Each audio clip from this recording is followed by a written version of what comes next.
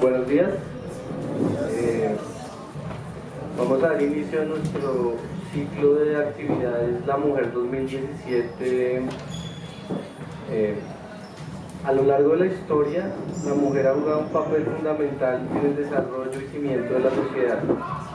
Simultáneo a esfuerzos intelectuales, laborales, políticos y de comunidad, ha tenido que librar una batalla interminable por la desigualdad con que la sociedad le ha tratado.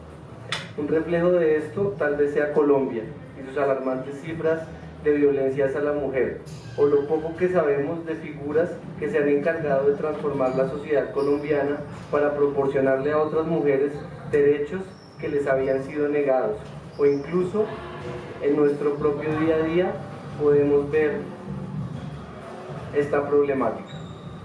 Surge la pregunta: ¿qué podemos hacer desde nuestra cotidianidad para transformar nuestro entorno? Nunca ha sido más urgente reunirnos como comunidad para acelerar su transformación y reconocer los cambios que son fundamentales y de los cuales podemos hacer parte. Hoy inicia La Mujer 2017, una jornada anual que esperamos se replique a lo largo del tiempo. Cerraremos esta jornada de análisis y reflexión el lunes 9 a esta misma hora en la zona de estudios del bloque I, primer piso. Y el jueves de esta semana tendremos un taller de defensa personal solo para mujeres.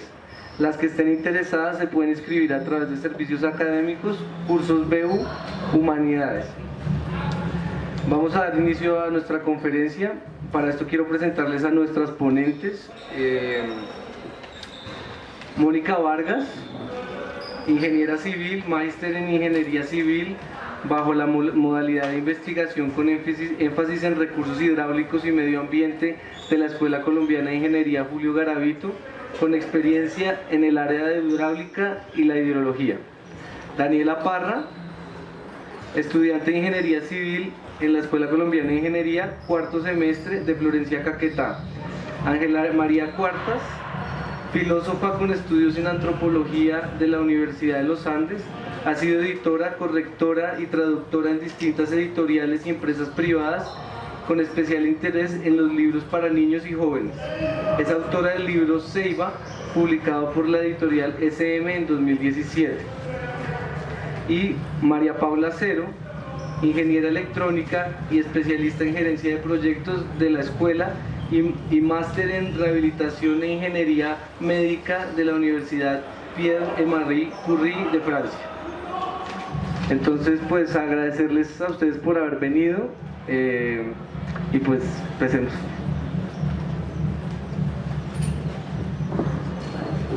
Buenos días, ¿me escuchan?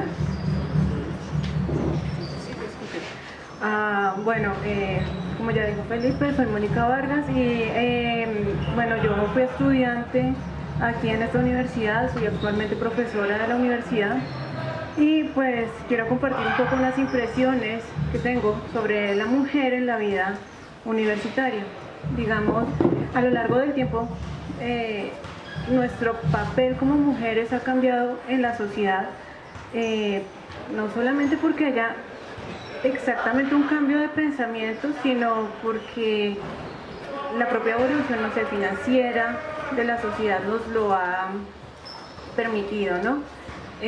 Antes, pues el papel de la mujer era concebido simplemente para ser la dadora de vida, la persona que criaba a los hijos y nada más.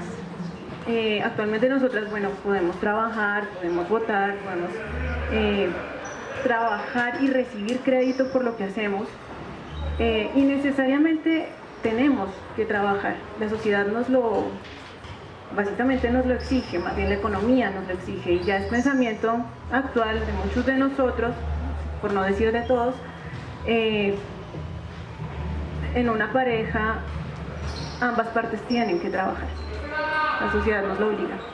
Sin embargo, sobre nosotras, pienso que con el tiempo se han generado una serie de presiones y esto es un cambio desfavorable para nosotras porque se nos dice, hey, tienes que ser mujer, tienes que ser dadora de vida, pero también tienes que ser profesional, tienes que ser fuerte, tienes que ser independiente y además puedes ser bella. Ser bella, inteligente, ¿Bella para quién? ¿A quién le importa? Si nosotras conservamos ese pensamiento, la sociedad no ha evolucionado. ¿Bella para quién? ¿Listo? Con respecto a la vida universitaria, uno de los aspectos tal vez más relevante que yo observo y del que me quejo todo el tiempo es del transporte, ¿no? Nosotras las mujeres, bueno, no, para todos es un suplicio movernos en esta ciudad, ¿cierto? Básicamente somos arrastrados en vez de trasladados de un lugar a otro. ¿Por qué? Bueno, medios de transporte muy mal gestionados, ¿cierto?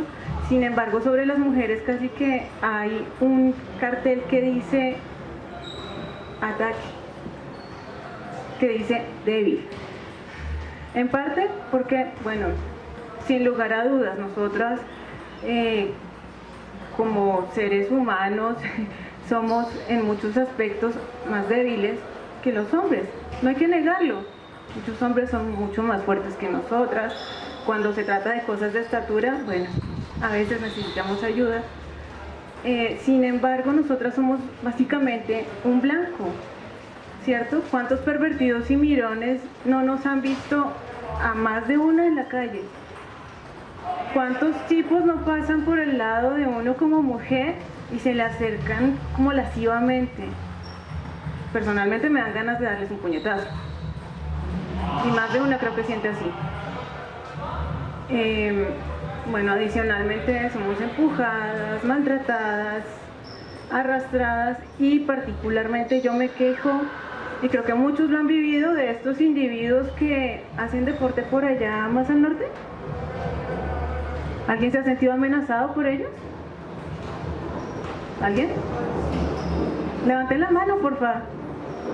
¿Quién se ha sentido amenazado? ¿Solo las chicas? Por los muchachos que estudian, que hacen deporte allá más al norte.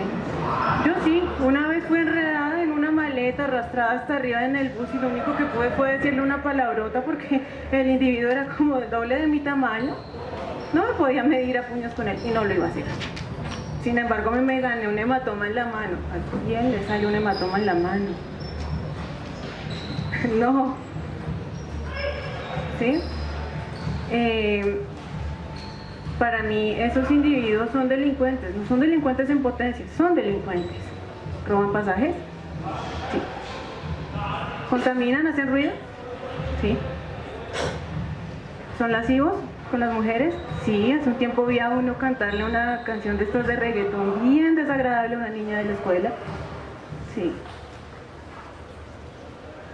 Estamos expuestas a un montón de delincuentes y no podemos hacer básicamente nada al respecto.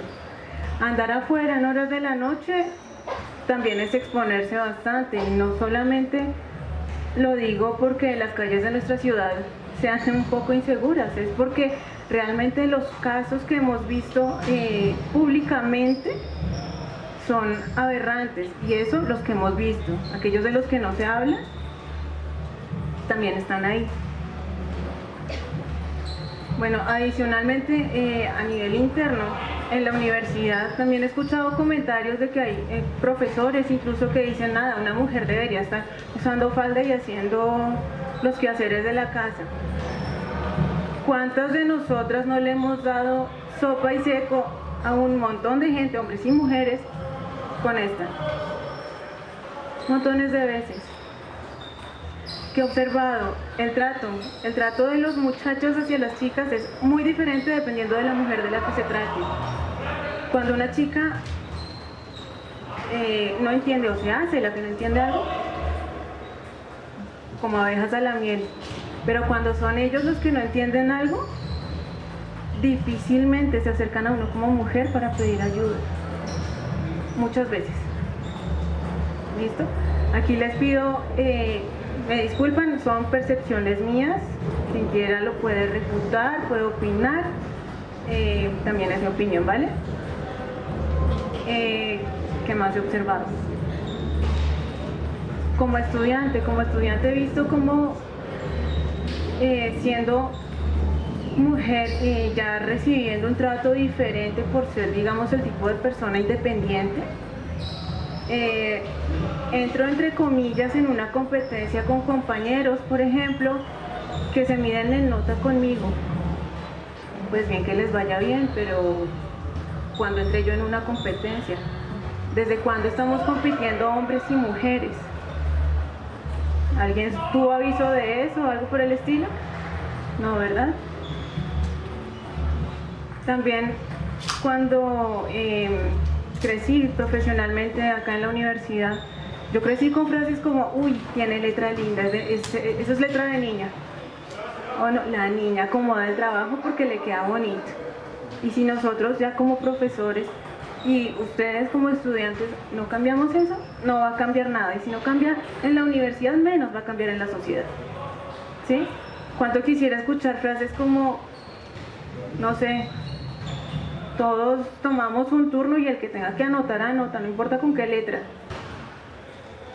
O simplemente, nada, hombres y mujeres todos pueden con esto, porque he visto, por ejemplo, chicas que se hacen las que no entienden solamente para llamar la atención de un hombre. Porque he visto, por ejemplo, señoritas, ¿cómo decirlo?, coqueteando para elevar nota. ¿Eso tiene sentido a estas alturas del partido? Una mujer, pretendiendo a un profesor solamente por elevar nota. ¿Tiene dignidad? ¿Si quieres? Adicionalmente, no sé si algunos ya me conocen, de pronto no. Yo hago parte de un grupo de profesores que se ha vinculado recientemente a la universidad. Somos jóvenes todos, como profesores y jóvenes, pues también discutimos de muchos temas de la universidad. Entre ellos he discutido y he visto cómo es la opinión de muchos estudiantes sobre sus profesoras. Sin respeto, totalmente lascivos. ¿Qué pasa con eso? Muchas veces eso condiciona nuestras formas de actuar e incluso se nos ha metido en muchas ocasiones hasta el guardarropa. Ustedes no saben cuántas mujeres nos pensamos dos veces la manera de vestirnos solamente para que no nos fastidien en la calle. O como profesora, ¿cuántas veces nos pensamos la forma de vestirnos para que no nos dejen enseñar en paz y nos pongan atención? ¿Qué sentido tiene que eso siga pasando en esta pequeña sociedad que es la universidad? Si no cambiamos de pensamiento, no va a cambiar absolutamente nada. Quería compartirles también una percepción de la sociedad en general. Como dije al principio, si bien nosotros ahorita, gracias a la acción de muchas mujeres, podemos votar, podemos participar en política, estudiar lo que queramos, trabajar y recibir crédito por lo que hacemos, para mí no hay evolución en la sociedad. Para mí no hay absolutamente ningún cambio. ¿Por qué? Porque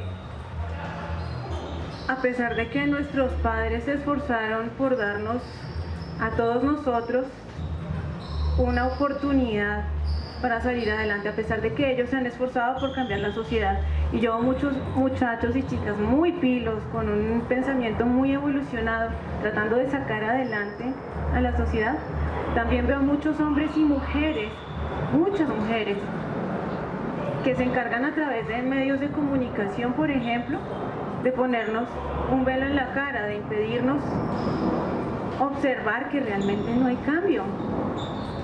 ¿Cómo es que seguimos viendo en la televisión, no sé, mujeres que se exhiben como muñequitas ahí, mal vestidas?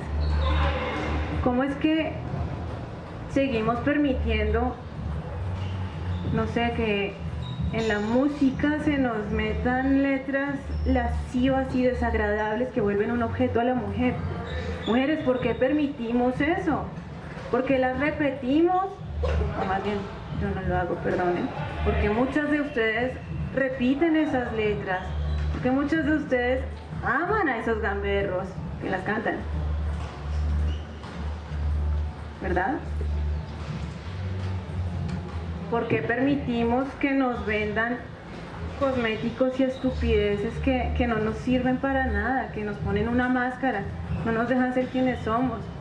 ¿Por qué permitimos que a nosotros se nos, ¿cómo decirlo?, se nos corte la posibilidad de desarrollar nuestra personalidad? Lo tengo acá, bueno, en un pequeño discurso que preparé. Nuevas noticias, gente, las mujeres somos seres humanos. Nos reímos, sí, decimos groserías también. Cagamos. También. ¿Listo? Bueno, por último, quiero simplemente cuestionar nuestros valores éticos, tanto de hombres como de mujeres, porque en realidad todos somos culpables de la situación en que está nuestra sociedad y del hecho de que estamos más bien en involución en lugar de evolución. Y para eso solo quiero compartirles una frase de un poema que se llama Hombres Necios, de Sor Juana Inés de la Cruz. Dice textualmente: ¿o cuál es más de culpar, aunque cualquiera mal haga, la que peca por la paga o el que paga por pecar? Todos somos culpables, todos somos responsables. Si no cambiamos nosotros, no va a cambiar la sociedad. Gracias.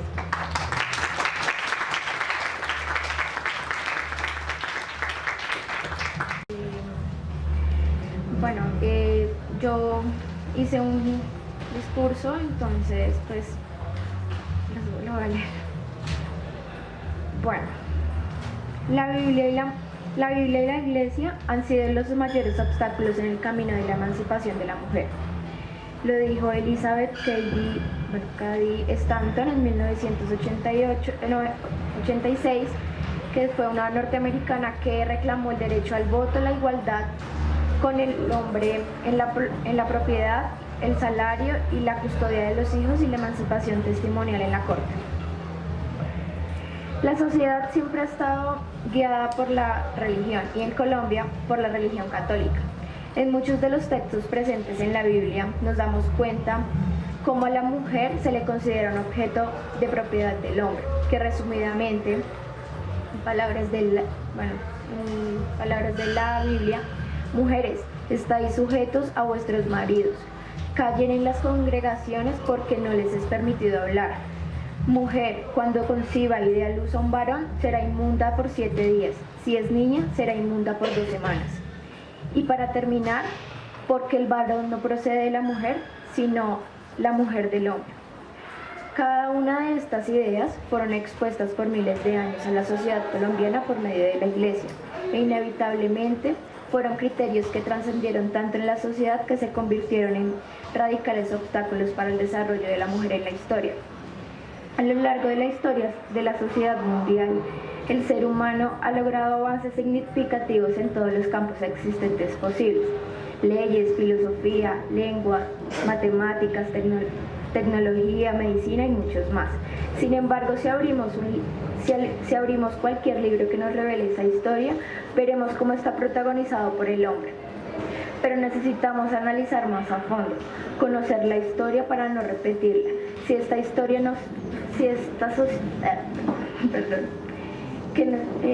Conocer la historia para no repetirla, que esta sociedad no siga con un pensamiento androcéntrico.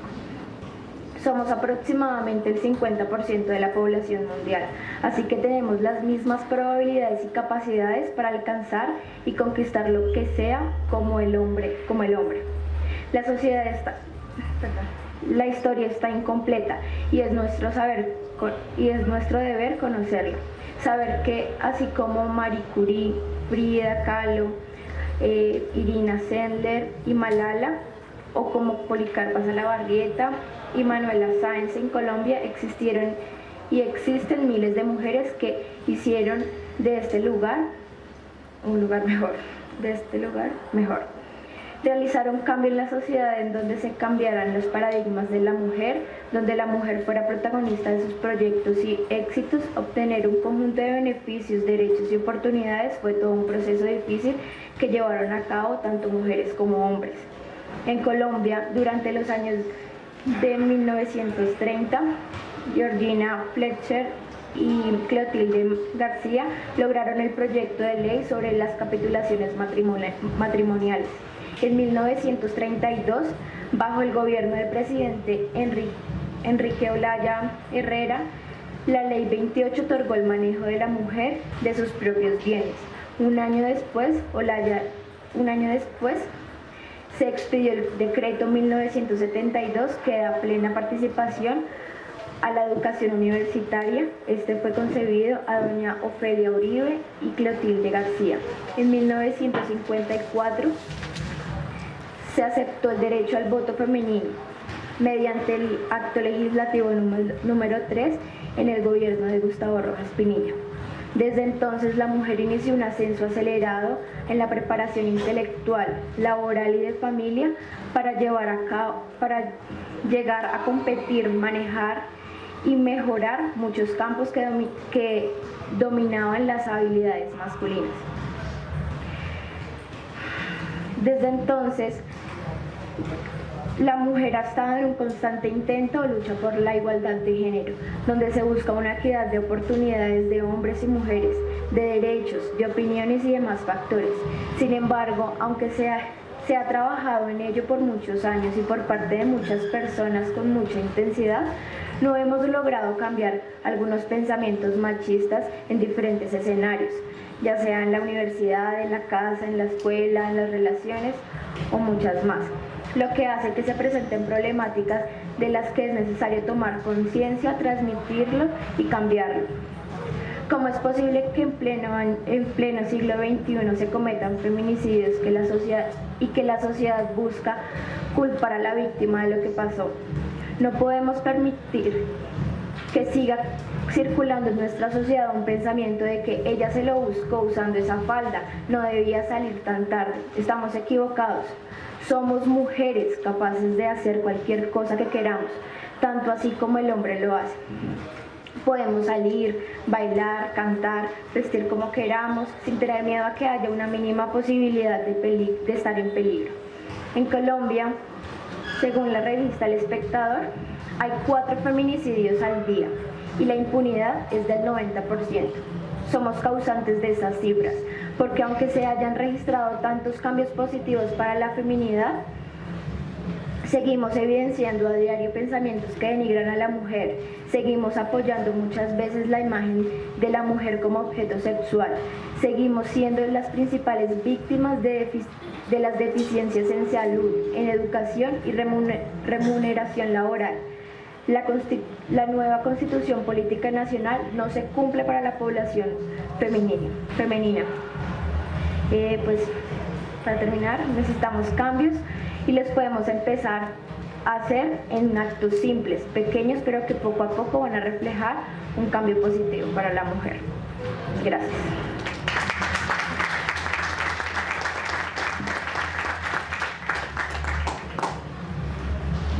Bueno, buenas tardes. Gracias por la invitación a Felipe y gracias por estar acá. Yo preparé una presentación para hablar desde mi perspectiva, desde mi trabajo como profesora de humanidades y desde los temas que a mí me interesan. Este tema que lo plantearon como el lugar de la mujer en Colombia o el lugar de la mujer en Colombia y en la universidad. Yo quiero llevar un poco el tema más hacia el fuero interno de cada uno de nosotros. Sabemos que hay muchas cifras que nos comprueban que la mujer ha ganado una cantidad de derechos, ha conquistado batallas sociales que ahora le permiten votar, ser ciudadana, trabajar, ganar dinero y decidir sobre su cuerpo, entre otras cosas. Sin embargo, creo que falta todavía mucho en la parte, en el foro interno, ¿sí? Que falta hacer una reflexión también sobre más allá de la mujer o las mujeres, porque no hay una mujer ahí, somos mujeres diferentes, el principio femenino. ¿Cuál es el lugar de lo femenino en el mundo? En la concepción que tenemos de la educación, en la concepción que tenemos de la formación humana. Por eso se llama así, el principio femenino en la formación humana. Entonces empiezo contextualizando un poquito ese tema. Como les venía diciendo, sí hay avances, y aquí traigo a colación un estudio del Foro Económico Mundial que hace una evaluación de la disparidad o la igualdad entre hombres y mujeres en diferentes aspectos de la vida, como de la vida pública, como la salud, la educación, la economía y la participación en la política. Entonces hace un estudio alrededor de 144 países más o menos, y a lo largo de 10 años, y hace un puntaje por países sobre cómo están las mujeres en participación política, en mortalidad, en nivel educativo. Sin embargo, estos son datos cuantitativos, es decir, nos marca, por ejemplo, la participación, pues la cobertura en la educación, no tanto la calidad, o datos que hablan más de cuantitativos, como ya dije. Hay una introducción a este estudio que dice, al final de este párrafo dice: más de una década de datos revela que el progreso todavía es muy lento para que la mitad de la humanidad realice todo su potencial en las próximas décadas. Es decir, se ha avanzado muy lentamente para que la mitad de la humanidad, en este caso las mujeres, alcance todo su potencial como ser humano. Entonces yo quiero volver después a esa frase que me llama la atención, que se habla del potencial completo de la mujer. Me pregunto también sobre el potencial completo del hombre. Aquí hay algunas gráficas que no me voy a detener, es solamente para mirar que Colombia en ese ranking está relativamente bien localizada, está por encima del promedio. Sobre todo porque lo que más se privilegió en ese estudio fue la educación, y en la participación en la educación la mujer incluso tiene puntajes más altos, es decir, hay más mujeres en las universidades, en los colegios, en todos los niveles educativos, más número de mujeres. Entonces, como fue un estudio cuantitativo que marcó eso, pues el puntaje de Colombia fue muy bueno en ese aspecto.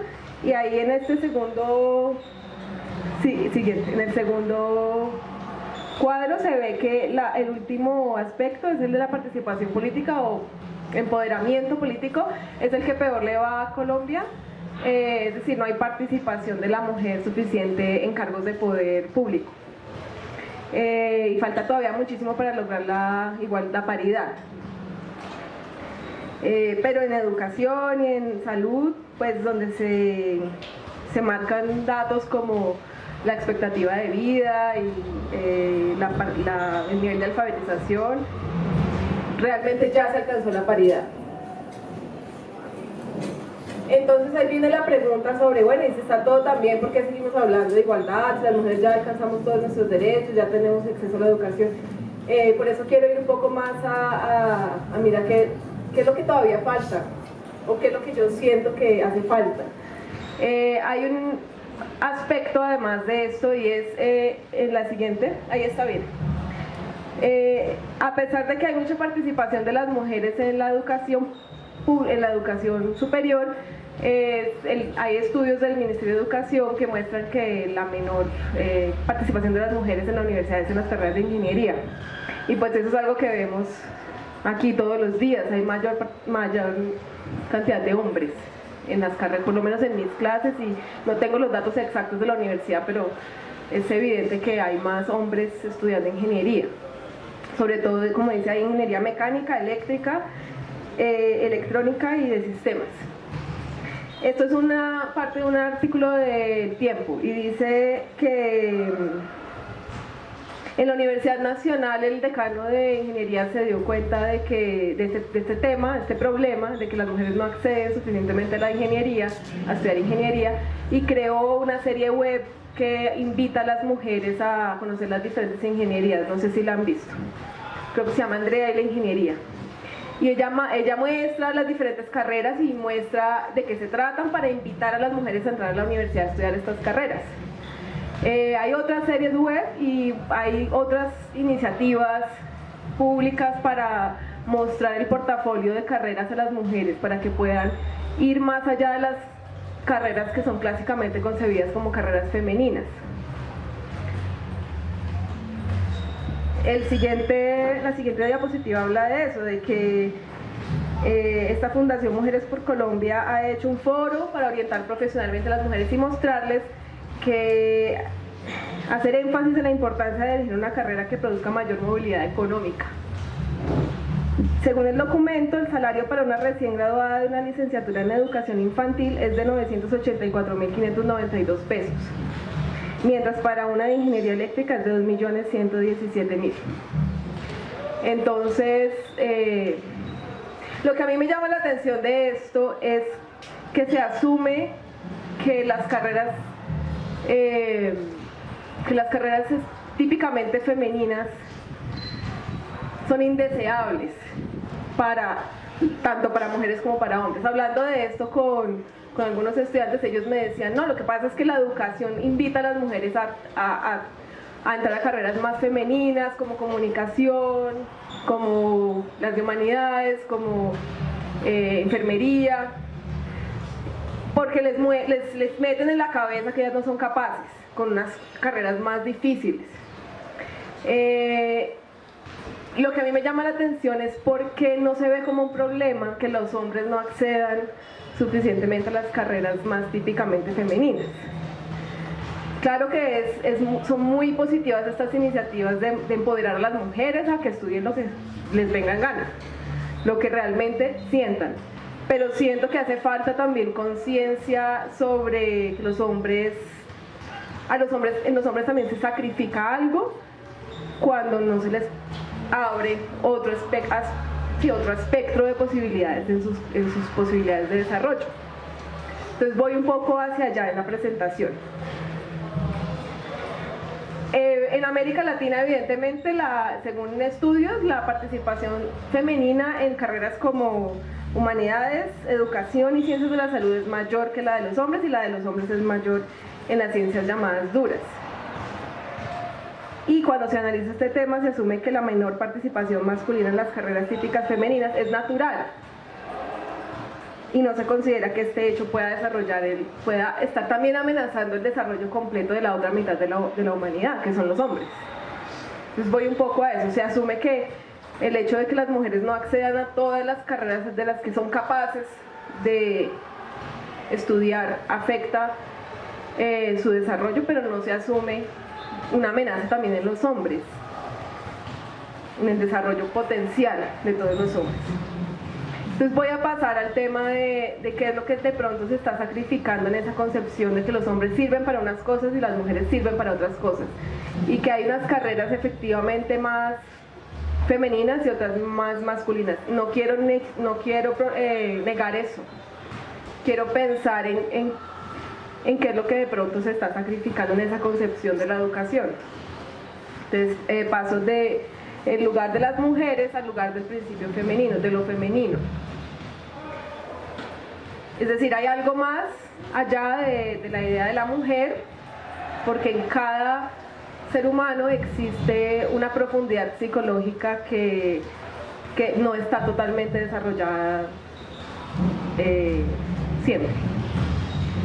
Entonces yo traigo a colación un psicoanalista que se llama Carl Jung, es un psicoanalista suizo del siglo XIX, siglo XX, que trajo una serie de conceptos nuevos al psicoanálisis, y quiero empezar por esbozar muy rápidamente qué es para él, qué es la educación o qué es la formación humana. Él lo compara con el crecimiento de un árbol. Es un proceso lento, involuntario, que surge de un centro regulador de la psicología o del ser humano que él llama self. Ese desarrollo total del ser humano, que él también llama principio de individuación, es decir, el proceso de individuación, el proceso a través del cual nos volvemos un individuo completo, que dura toda la vida, él dice que el ser humano puede potenciar o atrasar ese crecimiento, dependiendo de si atiende o no a diferentes aspectos de su psique, de su mente o de su ser. Se atiende o no a los mensajes de este centro que regula el crecimiento, y estos mensajes pueden manifestarse como símbolos que emanan a veces de los sueños o de otras actividades que nos pueden llevar a tener una profundización en nuestro inconsciente, que nos lleva cada vez a capas más profundas de nuestro ser, que él llama la sombra. Es decir, todo lo que no tenemos en la conciencia es lo que él llama la sombra, todo lo que no vemos de nosotros mismos. Entonces, en la medida en que prestamos o no atención a esos mensajes de lo que está oculto en nosotros, que puede llegar muchas veces a través de las imágenes simbólicas de los sueños, en la medida en que le prestamos atención, ese crecimiento puede potenciarse o puede detenerse. Entonces, ese concepto de self amplía la noción que tenemos, que surge en la modernidad con el proyecto de la ilustración del sujeto. El sujeto, desde la concepción de la modernidad, en términos muy generales, conoce, mide y controla el mundo a través de la razón pura o de la razón científica. Para Jung, desde la concepción del self, se abre paso a una concepción del ser mucho más compleja, que no es nueva, simplemente él la aborda desde su perspectiva. En esta noción de sujeto, el ego es la parte consciente y reguladora de las funciones voluntarias que constituyen nuestra identidad y proporciona nuestra noción de unidad y continuidad. Es decir, la persona que nosotros hemos construido para desenvolvernos en el mundo. Es solamente una parte de nuestro ser, el ego, lo que nosotros hemos desarrollado para lidiar con las exigencias del mundo exterior. En la sombra quedan todos los otros aspectos del individuo que no pueden surgir, y que pueden o no pueden surgir o realizarse. Esto depende nuevamente de hacia dónde llevamos la atención. Entonces, por un lado, una cosa es la persona, que incluso la palabra persona viene del griego y significa máscara. Originalmente es una de las acepciones, es como por decir así, la máscara que nos ponemos para sobrevivir en el mundo. Y la otra es el ser, otra cosa es el ser, cuyo centro es el self. Entonces la persona es todo aquello con lo cual nos identificamos en el proceso de hacernos funcionales. Por ejemplo, yo me identifico conscientemente con ser una mujer sensible y profesora de humanidades. Y también pienso, o me han dicho, que debo ser buena madre, buena profesional, competitiva y femenina a la vez. Sin embargo, hay otros aspectos de mí que están ocultos, que yo a veces no veo o no he visto o he llegado a descubrir. El ser es todo lo que no veo de mí misma, o la sombra, pero también existe. También soy buena para la lógica y la geometría. Aunque en el colegio me iba muy mal en matemáticas, descubrí con el tiempo que yo era muy buena para la lógica y la geometría. Que alguna vez tuve una relación muy estrecha con mi abuelo y no me acordaba de eso porque él se murió cuando yo tenía 5 años, pero me marcó muchísimo porque fue antes de los 5 años y era una relación muy fuerte, y yo borré todas las memorias de cuando él se murió y después me acordé de algunas cosas ya adulta. Entonces esa relación con mi abuelo es parte de mí, solo que está allá en la sombra. Tengo apenas unos pequeños recuerdos conscientes. Entonces este es un diagrama muy, digamos, muy esquemático de qué es para Jung el ser.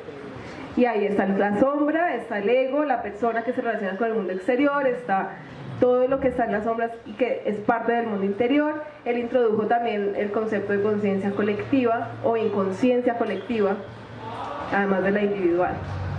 Y miren que en la sombra aparecen dos conceptos que son ánima y ánimos, que son a esos a los que yo quiero llegar. En cada ser humano hay, desde el punto de vista de Jung, dos principios reguladores, que son un principio femenino y un principio masculino. En la sombra de todos está el principio del ánima y el principio del ánimos, que es el masculino. Todos los hombres tienen también un principio femenino. Me voy a enfocar más en el principio femenino del hombre. El ánima es una personificación de todas las tendencias femeninas en la psicología de un hombre, tales como los sentimientos vagos, es decir, los sentimientos que no son fácilmente nombrables, o estados de humor que no son fácilmente nombrables o identificables, sospechas proféticas, intuiciones, captación de lo irracional en el sentido de lo que no podemos calcular, medir, capacidad para el amor personal, sensibilidad para la naturaleza y su relación con el inconsciente. Esta última parte es muy importante. El ánima, el principio femenino en el hombre, es la que le permite al hombre entrar en contacto con su inconsciente, con todo lo que está oculto en él, la que lo guía en ese camino. Si un hombre no está en contacto con su principio femenino, le es muy difícil encontrarse con otras partes de sí. Y dice Jung que no es casualidad que en los tiempos antiguos se emplearan sacerdotisas para interpretar la voluntad divina y para establecer comunicación con los dioses. Es decir, siempre se ha concebido que la mujer tiene una habilidad natural para este tipo de comunicaciones con otros mundos. Esa es una imagen que muestra ese paso al mundo de los sueños, que es un mundo a través del cual nos podemos conectar con el inconsciente, entre otros. Hay una mujer atravesando hacia la noche o hacia el mundo oculto de la psique.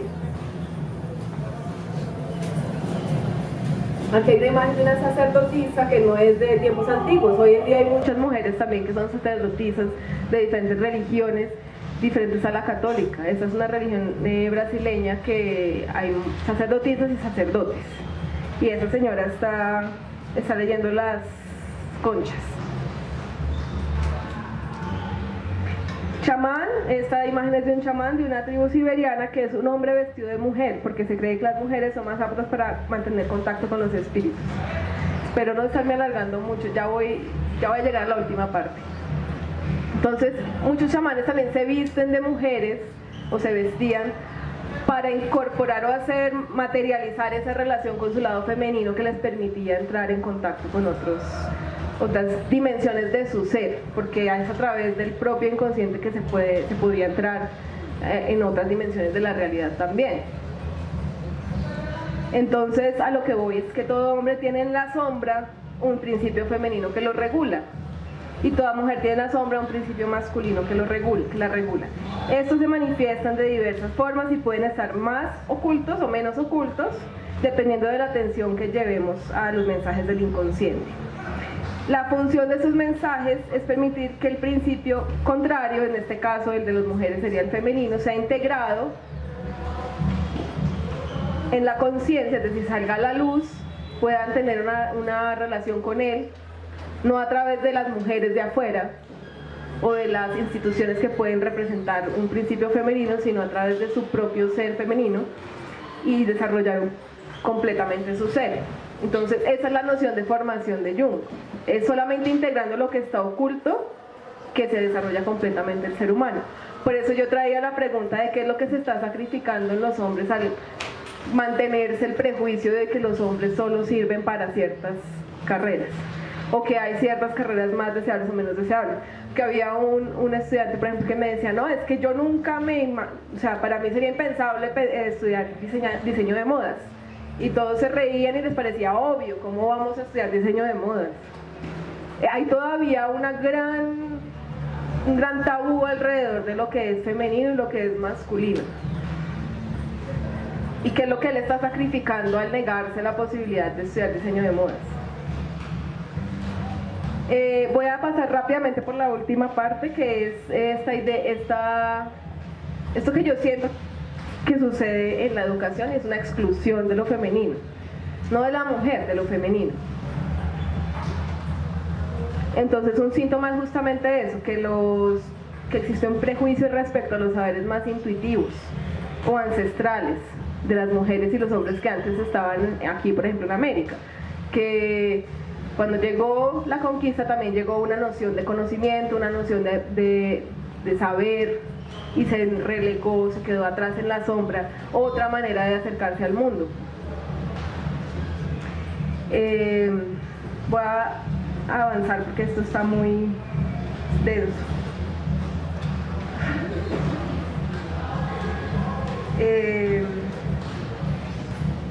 Aquí, esta separación y relación jerárquica, hay una relación jerárquica que se hereda de la modernidad del proyecto de la ilustración entre las ciencias duras y las ciencias blandas, o las ciencias que llamamos de relleno aquí en la universidad, que son las humanidades.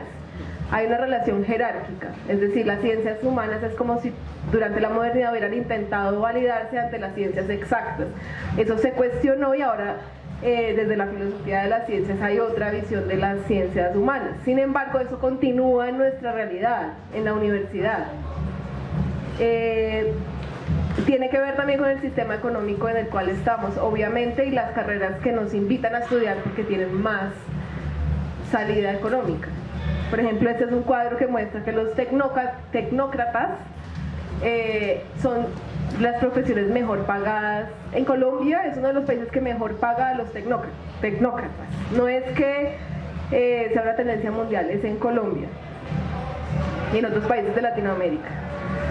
Entonces, si atendemos a esa perspectiva de Jung de qué es la formación humana, que es el desarrollo completo del ser, atendiendo también, por ejemplo, los hombres a lo femenino en ellos,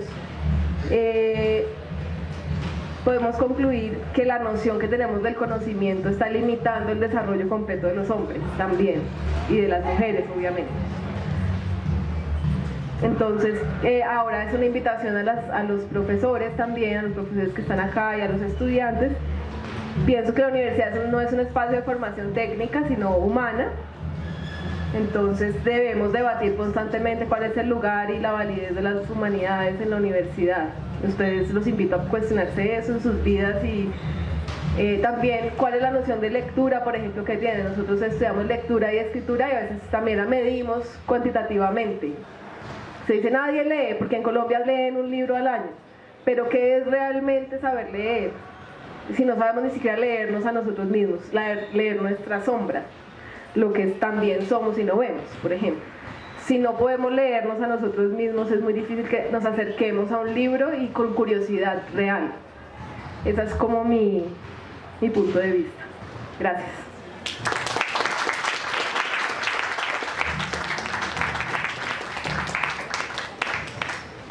Bueno, buenas tardes. Bueno, yo quiero abordar un poquito, todo más es por el lado de la parte laboral. Y hace un tiempo hice la reflexión porque decía, bueno, yo como ingeniera y metida en un mundo como decían que están como de hombres y entonces cómo ha sido esa evolución y cómo es la ingeniera en el mundo de ahora, en un mundo que ha sido tan masculino por mucho tiempo. Y entonces hacía la revisión de todo lo que ha pasado y cómo ha sido la evolución de la mujer en esta área y entonces lo que pasó fue que empezamos a desarrollar una cantidad de habilidades que son más del masculino, o sea, no del hombre, sino del masculino, la razón, la lógica, la estructura, el orden, una cantidad de características muy masculinas, pero ¿qué pasó con lo femenino? Entonces me hacía esa pregunta, era ¿cuál era la idea? ¿La idea era masculinizar a la mujer o era realmente llegar a entrar en ese balance de lo masculino y lo femenino en nuestra sociedad? ¿Y cuál es ese papel de nosotros frente a ese balance o frente a masculinizamos lo femenino y entonces a qué vamos a llegar? Entonces hacía un estudio de cómo es la mujer, diciendo la mujer puede graduarse como ingeniera, incluso la mujer puede tener mejores notas que un hombre, puede tener incluso mejores cargos, sin importar, digamos, bueno, obviamente se sabe que a nivel salarial y todo esto todavía hay diferencias, pero a nivel intelectual y todo, listo, logramos incluso superar a las capacidades de algunos hombres. Pero entonces quedamos en el mismo nivel hombres y mujeres y entonces mi pregunta era entonces ¿cuál es el valor agregado de la mujer? O sea, ¿cuál es ese plus que la mujer tiene para darle a la sociedad si lo que hizo fue simplemente igualarse al hombre? Y entonces haciendo un poquito de investigación en realmente cuál era ese valor agregado de la mujer hoy en día, encontré que sobre todo en la parte laboral y ya cuando se desempeña profesionalmente la mujer, digamos que tiene algunas características que no son tan marcadas en los hombres. Por ejemplo, el factor de comprensión alto en las relaciones para mantener la armonía en las relaciones. La mujer, digamos, que tiene esas habilidades que se le dan más naturalmente con respecto a los hombres, para conciliar, para mediar, para negociar, independientemente de la profesión en la que uno se esté desempeñando. Son habilidades que nos nacen o nos salen como más naturalmente a las mujeres. La actitud perseverante, la tolerancia, el ser metódicas y la inteligencia emocional. Digamos que normalmente serían cosas que se dan naturalmente en la mujer, aunque me parece que últimamente a veces como que ya no tanto, ¿no? Y es parte de ese mismo efecto de ese masculinizó lo femenino. Entonces, pero naturalmente seguimos teniendo esas habilidades que se nos dan de tener esa habilidad de lograr armonía social, de integrar grupos, de tener ese manejo o esa inteligencia emocional. Además encontré después otros estudios que decían, eran de la Universidad de Georgia, en Columbia, también del oeste de Ontario, bueno, en varias universidades habían hecho estudios y decían que normalmente las mujeres, sin importar, digamos, el título profesional, en lo que más sobresalían en los cargos era en el manejo del estrés, en la gestión del tiempo, en la organización, la flexibilidad, la comunicación, en la creatividad, que es una característica fundamental de lo femenino, el trabajo en equipo, la cooperación y la atención. Yo decía entonces, si la mujer, digamos, tiene todas esas habilidades innatas, ¿por qué las está dejando a un lado? Si la mujer logró, digamos que a nivel, logró desarrollar toda su parte masculina, porque todos pues somos una mezcla de masculino y femenino, entonces ¿por qué estamos dejando a un lado lo femenino? ¿Y cuál es ese rol de la mujer entonces ya en sociedad, de más bien tratar de lograr ese balance y poder entonces, sin dejar a un lado lo femenino, listo, desarrollamos toda esa parte lógica y racional, pero cómo podemos entonces también ayudar a todos los demás hombres y mujeres a, digamos, a que saquen a la luz o a que exploten o a que, digamos, puedan vivir y experimentar su parte femenina con todo lo que es. Que entonces viene aquí todo esto que decía, la creatividad, la armonía social, la negociación, el manejo de conflictos, todo eso. Y haciendo todas, pues una cantidad de reflexiones, lo que surgiera, la única forma en que vamos a lograr eso, o que se podría lograr o no, es de acuerdo a nuestras creencias.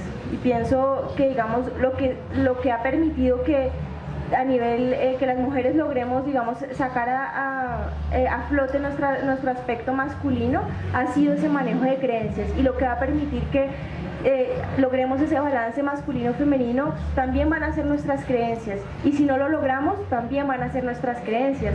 Entonces mi invitación aquí era más a que todos nos preguntemos cuáles son las creencias que tenemos con respecto a lo que somos, a qué es lo femenino, qué es lo masculino y cuál es el rol de cada uno en sociedad. Porque la idea, yo pienso que cuando ya nos miramos como humanidad, la idea realmente es igualarnos a los hombres, o cuál es el trabajo que vamos a hacer. Somos un equipo, o sea, como humanidad somos un equipo, y cómo vamos a estar aportando cada uno de nuestra individualidad a ese equipo. Y la respuesta está en qué creencias tenemos nosotros, porque yo puedo decir, no, yo sí creo que las mujeres podemos ser mejores que los hombres. ¿Realmente lo creemos?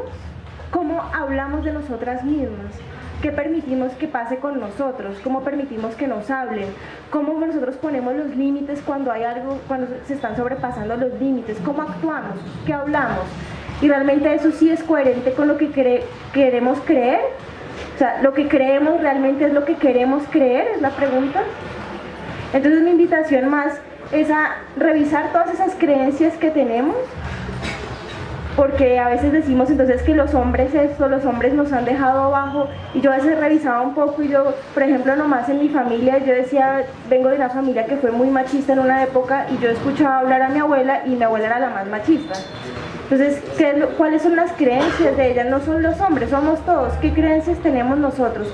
Porque definitivamente, y en lo que he estudiado de la creencia, que además está relacionado también con la biología, bueno, con todo, hay un libro súper interesante que se llama La biología de la creencia, de Bruce Lipton. Bueno, hay una cantidad de cosas, porque a veces uno piensa que las creencias son como, y realmente las experiencias que vivimos las están determinando nuestras creencias.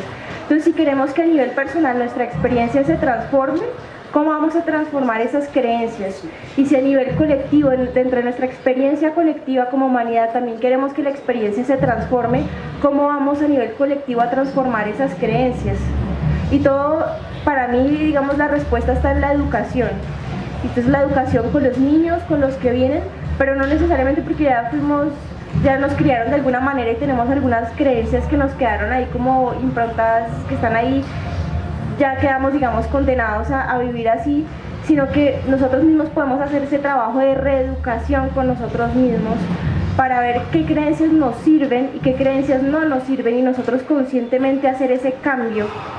Y cuando nosotros cambiamos nuestras creencias, lo que creemos de nosotros, del rol de la mujer, del rol del hombre, del rol de un ingeniero, del rol de una madre, del rol de todos esos rótulos que tenemos en la sociedad, vamos a poder transformar la experiencia. Pero mientras mantengamos las mismas creencias, solo con decir que no nos parece o que estamos en desacuerdo, no se van a lograr muchas cosas. Y el propósito de esa revisión de creencias y de esa transformación de paradigmas que todos tenemos, el propósito para mí sería que cada uno lo revise, pero con esa base o con ese fundamento de cómo estamos trabajando en equipo como humanidad y cómo voy a transformar esas creencias para que ese trabajo en equipo sea realmente fructífero, para realmente poner al servicio de la humanidad y del planeta todas esas habilidades y esas cualidades que todos tenemos como hombres, como mujeres, como ingenieros, como madres, como cualquier rótulo que le demos. Cada uno tiene en su individualidad tiene una cantidad de características que son muy diferentes, no importa si es hombre o mujer, pero la pregunta es cómo las vamos a poner al servicio de nuestro gran equipo que es humanidad.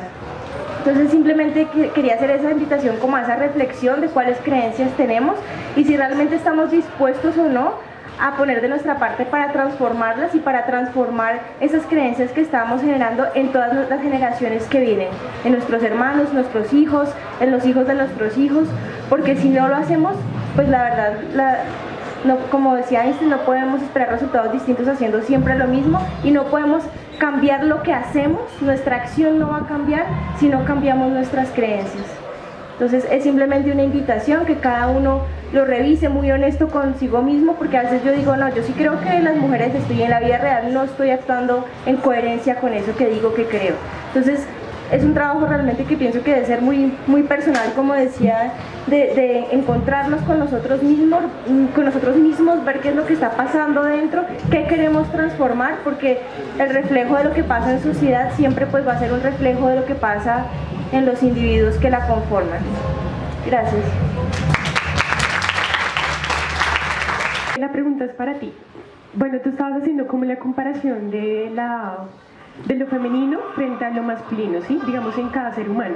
Pero digamos, personalmente yo pienso que desde, bueno, una opinión personal, desde el punto de vista que uno comienza a comparar ese tipo de actitudes, ahí pues ya se representa como un desequilibrio en lo que normalmente comprendemos entre hombre y mujer, ¿sí? Entonces, pues sería eso, como mi opinión personal, que es el momento en que uno puede definir como qué es lo femenino, ahí ya se están viendo como las diferencias.